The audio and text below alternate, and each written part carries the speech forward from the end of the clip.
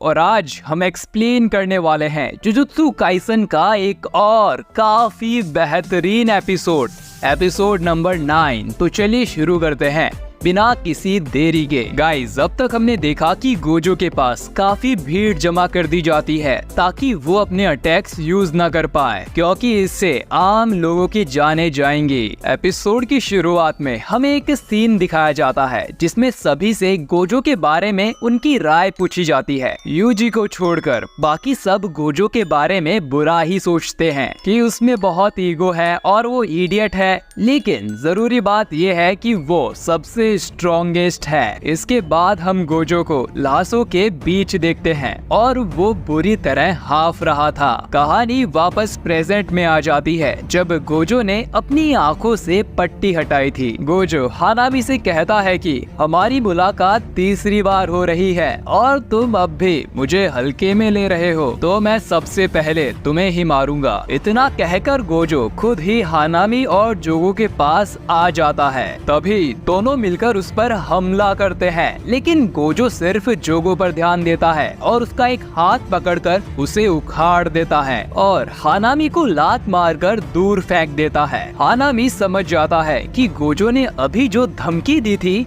वो सिर्फ उन्हें कंफ्यूज करने के लिए थी। वो केवल जोगो को टारगेट कर रहा है, साथ ही उसने अपनी इन्फिनिटी भी बंद कर दी थी। गोजो अपनी कोई भी कर्स टेक्निक यूज नहीं कर रहा था और वो इनके करीब आकर सिर्फ अपने शरीर की ताकत से ही इन्हें मारने वाला था। अब हानामी अपनी इनेड टेक्निक से गोजो पर अटैक करता है, लेकिन ये उसकी बहुत बड़ी गलती थी। जोगो चिल्लाकर उसे कहता है कि डोमेन को मत छोड़ो हानामी, लेकिन गोजो तुरंत ही हानामी के पास पहुंचकर उसकी दोनों आंखें यानी कि उसकी जड़ों को शरीर में से खींच लेता है, क्योंकि वो भी जानता था कि ये लोग डिफेंस टेक्निक और अटैक टेक्निक दोनों का एक साथ इस्तेमाल नहीं कर सकते। जोगो इसीलिए बच गया क्योंकि उसने डोमेन एम्प्लीफिकेशन एक्टिवेट किया हुआ है, पर हानामी ने अटैक करने के लिए उसे बंद कर दिया था। वो ये देखकर हैरान हो जाता है कि गोजो सिर्फ बेसिक कर्स टेक्निक और मार्शल आर्ट का यूज करके इतना पावरफुल है। आखिर ऐसा क्या है जो ये आदमी नहीं कर सकता? जोजो अब ब्लड मैनिपुलेशन का यूज करके गोजो पर अटैक करता है, जिसमें रास्ते के कुछ लोग भी मारे जाते हैं, पर इन्फिनिटी की वजह से गोजो को कुछ नहीं होता। गोजो पहचान जाता है कि ये कोई कर्स स्पिरिट नहीं है, बल्कि कोई डेथ पेंटिंग है जिसे वापस जिंदा किया गया था, तो वो उसे आखिर में देखेगा। तभी जोगो और हानामी गोजो पर फिर से डोमेन एम्प्लीफिकेशन से अटैक करते हैं ताकि वो उसकी इन्फिनिटी शील्ड को बंद कर सके, पर गोजो कहता है कि तुम जितनी ताकत से इसे तोड़ने की कोशिश करोगे, मैं उतनी ही एनर्जी से इसे मजबूत कर लूंगा। और उसे नहीं लगता कि हानामी में अब जरा सी भी ताकत बची है, तो गोजो हानामी की तरफ चलने लगता है। गोजो की इन्फिनिटी इतनी मजबूत हो गई थी कि हानामी दीवार और शील्ड के बीच में आकर ही कुचला जाता है। जोगो गोजो को धमकी देता है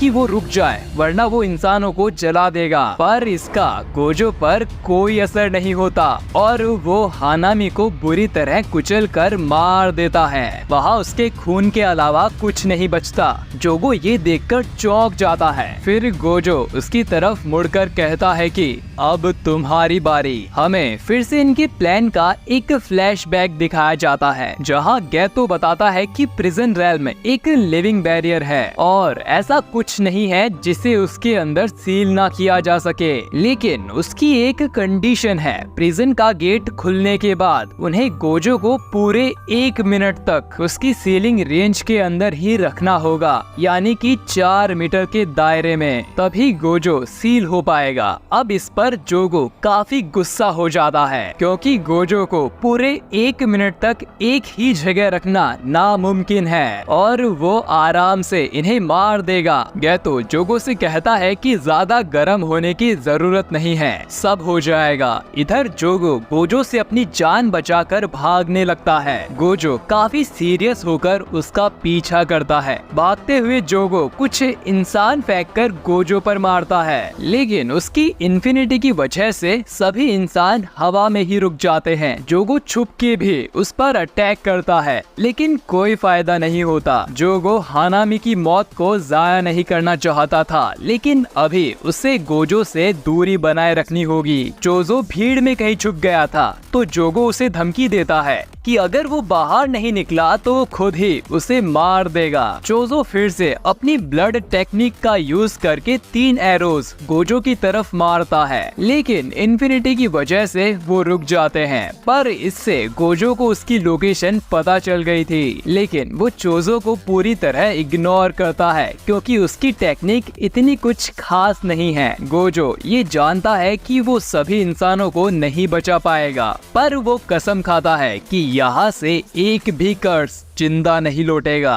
इधर जोगो भागते हुए सोचता है कि यहाँ 20 से भी ज्यादा मिनट हो गई है, गैतो अभी तक आया क्यों नहीं है। वहीं गैतो डैगन के साथ एक टनल में बैठा हुआ था। वो कहता है कि गोजो अभी बहुत शांत है, थोड़ा गुस्सा आने दो, फिर हम अपनी चाल चलेंगे। वहीं इधर BF4 स्टेशन पर यूजी को एक लड़की दिखाई देती है। यूजी उससे पूछता है कि आखिर यहाँ स्टेशन पर क्या हुआ था। वो लड़की बताती है कि यहाँ के सारे इंसान राक्षस बन गए और ट्रेन से चले गए, पर उसे यही अकेला छोड़ दिया गया क्योंकि ट्रेन में जगह नहीं बची थी। इतना कहते ही ये लड़की भी ट्रांसफिगर होकर मारी जाती है। यूजी समझ जाता है कि माही तो यही था और वो मॉन्स्टर्स को लेकर गोजो के पास गया है। इधर शिबुया स्टेशन पर सभी को ट्रेन की आवाज सुनाई देती है। तभी वो ट्रेन आकर इस स्टेशन पर रुकती है। सभी लोग ट्रेन को देखकर काफी खुश होते हैं और सोचते हैं कि अब वो इस ट्रेन में बैठकर यहाँ से बाहर निकल जाएंगे, लेकिन ट्रेन का गेट खुलते ही उसमें से ढेर सारे मॉन्स्टर्स निकल के आते हैं और इंसानों को खाना शुरू कर देते हैं। माही तो ट्रेन से बाहर आकर जोगो से कहता है कि यहाँ की हवा कितनी अच्छी है क्योंकि इसमें लोगों का डर मिला हुआ है। जोगो उसे बताता है कि हानामी मर चुका है, जो सुन माही तो चौंक जाता है। अब माही तो भी गोजो पर अटैक करने जाता है, पर इन्फिनिटी की वजह से वो भी रुक जाता है। गोजो ने पहली बार माहितो को देखा था और वो देखते ही पहचान जाता है कि ये वही है जिससे यूजी और नानामी की लड़ाई हुई थी। गोजो उसे मुक्का मारने जाता है, पर वो पीछे हट जाता है और बोलता है कि इंसानों के बारे में सबसे घिनौनी बात बताऊं कि उनकी जनसंख्या बहुत ज्यादा है। अब माहितो ऊपर वाले डोर को भी खोल देता है, जिसमें से काफी सारे इंसान नीचे गिरने लगते हैं। अब माहितो और चोजो दोनों अपनी कर्स टेक्निक का यूज करते हैं और ढेर सारे इंसानों को बुरी तरह मार देते हैं। गोजो के आसपास मौत तांडव कर रही थी। जोगो ऊपर से उस पर हमला करता है, लेकिन गोजो उसका हाथ पकड़ लेता है और जोगो अपना हाथ वहीं छोड़कर वापस भाग जाता है। माही तो समझ गया था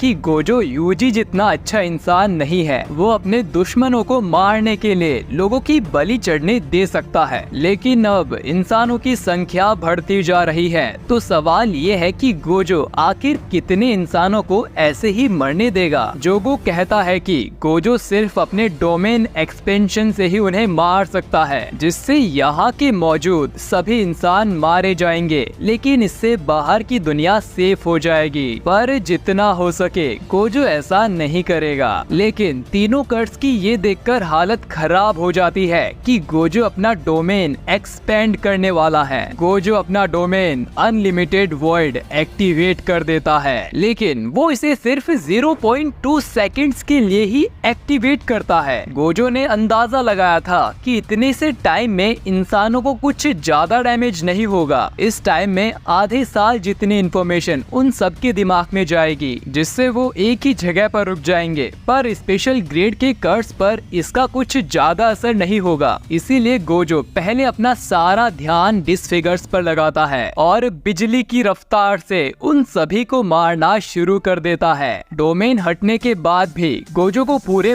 5 मिनट लगते हैं उन सभी को मारने के लिए और वो सभी 1000 डिसफिगर्स को मार देता है। गोजो अब बुरी तरह हाफ रहा था और तभी गोजो अपने सामने एक बॉक्स को रखा देखता है। गैतो के ऑर्डर्स पर इस प्रिजन रैल्म का गेट ओपन हो जाता है। ये देखकर गोजो तुरंत ही वहाँ से भागने की कोशिश करता है, लेकिन तभी पीछे से गैतो उसे आवाज देता है और फाइनली खुद को रिवील करता है। अपने बेस्ट फ्रेंड गैतो को जिंदा देख गोजो हैरान हो जाता है, क्योंकि 1 साल पहले उसने खुद अपने हाथों से गैतो को मारा था। गैतो की सारी पुरानी यादें गोजो के दिमाग में घूमने लगती है और वो सोचने लगता है कि आखिर ये जिंदा कैसे है। और गाइस 1 मिनट से गैतो का मतलब था कि 1 मिनट जितना टाइम, जो कि गोजो अपने 6th आई वाले दिमाग से प्रोसेस करेगा। अब क्योंकि गोजो के दिमाग में 1 मिनट से कहीं ज्यादा समय बीत गया था, तो प्रिजन रैल्म एक्टिवेट हो जाता है और चारों तरफ से उसे जकड़ लेता है। अब गोजो ना तो अपने शरीर को हिला सकता था और ना ही कोई कर्स एनर्जी यूज कर सकता था। गोजो गैतो से पूछता है कि वो कौन है, क्योंकि उसका शरीर और उसकी कर्स एनर्जी बिल्कुल गैतो वाली है। उसकी 6th आई कहती है कि ये इंसान गैतो है, पर उसका दिमाग जानता है कि गैतो मर चुका है। अब गैतो अपने सिर का ऊपर वाला हिस्सा खोल देता है और कहता है कि तुम्हें कैसे पता चला। हम देखते हैं कि उसके ब्रेन की जगह पर कोई कर्स था। यही इस कर्स की टेक्निक है, जो कि अपने दिमाग को किसी बॉडी में डालकर ना सिर्फ उस बॉडी को कंट्रोल कर सकता है, बल्कि उसकी कर्स टेक्निक्स को भी यूज कर सकता है, और हम इसे सूडो गैतो बुलाएंगे। तो दोस्तों, जुजुत्सु काइसेन 0 मूवी के एंड में गोजो ने सच में गैतो को मार दिया था, लेकिन उसने या डॉक्टर शोको ने ठीक तरह से गैतो की बॉडी को ठिकाने नहीं लगाया था, जिससे कि सूडो गैतो ने उसकी बॉडी पर कब्जा कर लिया और बाकी के कर्स स्पिरिट से मिलकर गोजो को सील करने का प्लान बनाया, जिसमें वो कामयाब भी हो गया है। सूडो गैतो कहता है कि गोजो को डरने की कोई जरूरत नहीं है, वो उसे खुद आजाद कर देगा।